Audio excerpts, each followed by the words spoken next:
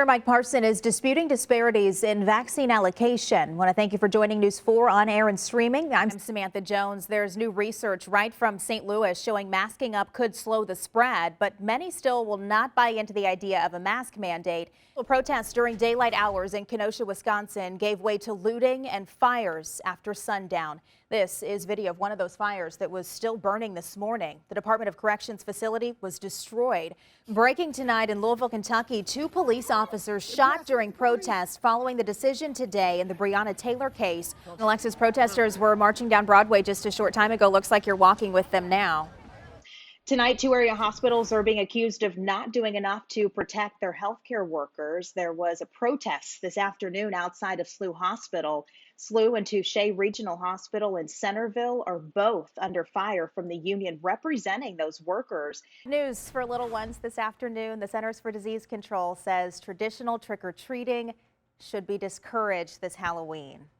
I hate to be the bearer of bad news. They consider trick-or-treating a higher risk activity which could spread COVID-19. It is the first time the marshmallow-only version has been available across the country.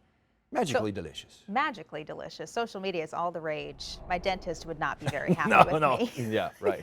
A little too sweet. We'll have to admit it may not be on the diet, but I have been part of those soaring sales.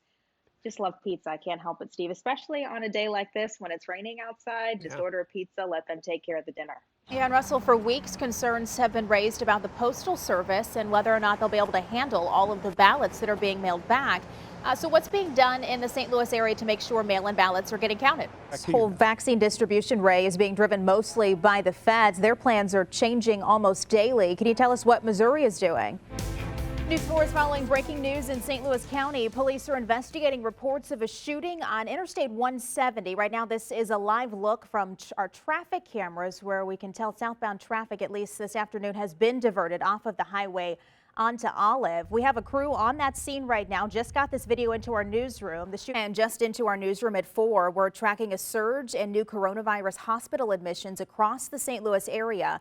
The number jumped from 43 yesterday to 71 today. So a report out of Hong Kong today said a patient was diagnosed with a second case of COVID-19. Happened just about 4 months after they were diagnosed with the first case. So are we starting to see any reinfection here in our area, suggesting immunity might not last more than a few months? Now we're hearing from Keisha Finch, one of 3 women who was shot that night. And she talked about her experience with News 4's Emma Hogue. Emma joins us now live. Put it plain and simple for you. Jonathan Wise is the reason a man and his 2 daughters are alive tonight. This is incredible.